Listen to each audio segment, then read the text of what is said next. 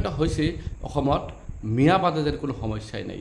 আচলতে অসমত কিন্তু বহুত সমস্যা আছে, গৰাখহনীয়া সমস্যা, বানপানীৰ সমস্যা, অনুন্নত ৰাস্তা। আসাম পাব্লিক ৱৰ্কছ চমুকৈ APWৰ সভাপতি অভিজিৎ ভট্টাচাৰ্য ডাঙৰীয়াই মেয়ৰসকলক লৈ কিছুমান যুক্তিসংগত আৰু যোগাত্মক আলোচনা কৰিছে। তেখেতে স্পষ্টভাৱে কৈছে 1971 চনৰ আগত অহা মিয়া বা মুছলমানখিনি তেওঁলোক কলৈ যাব, তেওঁলোকতো ভাৰতীয় নাগৰিক। আৰু 71ৰ আগৰ যিখিনি মানুহ অসম চুক্তিৰ আধাৰত আঁকোৱালি লৈছিলে ইষ্ট পাকিস্তানৰ মানুহ, সেই ইষ্ট পাকিস্তানখনেই নাই। এতিয়াও কিছুমান ডাঙৰ ডাঙৰ নেতাই কয় বিদেশী যাবই লাগিব, বাংলাদেশী যাবই লাগিব। ক'ত যাব? কেৱল মিয়াসকলক তুচ্ছ তাচ্ছিল্য কৰিলেই নহ'ব, তেওঁলোকক উজনি অসমলৈ গ'লে তেওঁলোকক তুচ্ছ তাচ্ছিল্য যে কৰে, এইবোৰ বন্ধ হ'ব লাগে। তেখেতক মোৰ এই ভিডিঅ'টোৰ জৰিয়তে ধন্যবাদ জ্ঞাপন কৰিছোঁ, কাৰণ অসমৰ 7ম পুৰুষে ঐক্য স্বাৰ্থত আমি সকলোৱে কাম কৰিব লাগে। যদি মই বাৰে বাৰে কৈছোঁ, মুছলমান যিবোৰ সংগঠন আছে তেওঁলোকেও কৈছে, গোটেই মুছলমানসকলেই বাংলাদেশৰ যি সমস্যা, বাংলাদেশীক লৈ যি সমস্যা, এই সমস্যাৰ সমাধান সকলোৱে বিচাৰে। আমি মনে প্ৰাণে বিচাৰোঁ বাংলাদেশীৰ যিটো সমস্যা, এই সমস্যাটো অসমৰ পৰা, ভাৰতৰ পৰা চিৰদিনৰ কাৰণে সমস্যাৰ সমাধান হ'ব লাগে। 1971 চনৰ পিছত অহা কেৱল মুছলমানখিনি খেদিলেও আমাৰ আপত্তি নাই। হিন্দুক ইতিমধ্যেই আনিবলৈ তেওঁলোকে আইন আনিছে, গতিকে আইনৰ অধীনত হিন্দু বাংলাদেশীখিনি অসমত আহিব পাৰিব, আইন আনিছে। কাৰণ যিহেতু আইন আনিছে, আমাৰ কৰিব লগা একো নাই। আইনৰ আধাৰত তেওঁলোকে হিন্দুখিনিক বা অন্যান্য দেশৰ যিবোৰ সংখ্যালঘু আছে তেওঁলোকক ভাৰতত, অন্যান্য দেশৰ সংখ্যালঘু হিন্দুখিনিক ভাৰতক সংস্থাপিত কৰাৰ কাৰণে ভাৰত চৰকাৰে আইন প্ৰণয়ন কৰিছে।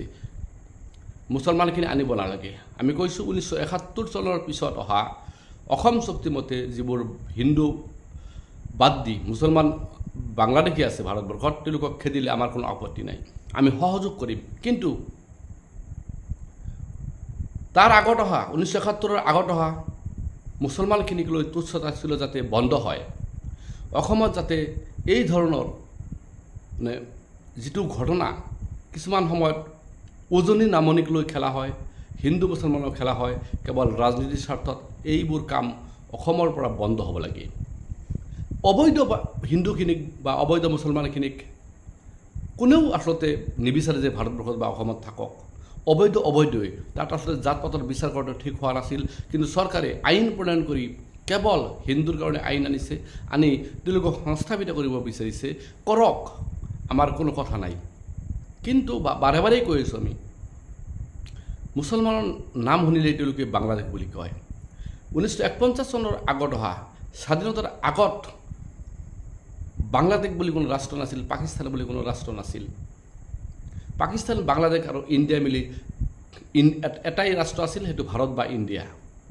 গতিকে 1951 চনৰ আগত যিবোৰ মুছলমান মানুহে ভাৰতত বা অসমত বসবাস কৰি আছে, তেওঁলোকক লৈ ৰাজনীতি কৰা আচলতে বন্ধ হ'ব লাগে। গোটেই মুছলমানক কিছুমানে বাংলাদেশী বুলি ভাবে বা তেওঁলোকক বাংলাদেশী বুলি উপলঙা কৰে। কাৰণ কোনেওতো বুকুত চাপ মাৰি নাৰাখে, ফটো মাৰি নাৰাখে মই ইমান দিন ধৰি অসমত বা ভাৰতবৰ্ষত আছোঁ। আমি 1951 চনৰ মানে স্বাধীন হোৱা আগত আমাৰ পূৰ্বপুৰুষসকল ভাৰতৰ বাসিন্দা। এতিয়া যে আমাক কোনোবাই বাংলাদেশী বুলি উপলঙা কৰে, আমি কি মানি ল'ম নেকি? কিন্তু তথাপিও সেই 51 চনৰ আগত অহা মুছলমানখিনিকো সকলোৱে মানে সন্দেহৰ চকুৰে চাই তেওঁলোকক সন্দেহযুক্ত বাংলাদেশী বুলি উপলঙা কৰে। এইবোৰ অসমৰ পৰা একদম বন্ধ হ'ব লাগে। অসমত এইবোৰ যি নাটক চলি আছে, এই নাটক বন্ধ হ'ব লাগে। আমি বাৰে বাৰে কৈছোঁ, বাংলাদেশীৰ স্বাৰ্থত আমি কোনোদিন কথা নকওঁ। কোনো মুছলমান বাংলাদেশী ভাৰতবৰ্ষত থকাটো আমি কেতিয়াও কামনা নকৰোঁ। কাৰণ বাংলাদেশীৰ কাৰণে অসমৰ বা ভাৰতৰ স্থায়ী নাগৰিকসকল আজি সন্দেহৰ চকুৰে কিছুমানে চায়, আৰু তাৰ কাৰণে আমাৰ মানুহখিনি বহুত হাৰাশাস্তি খাব লগা হৈছে।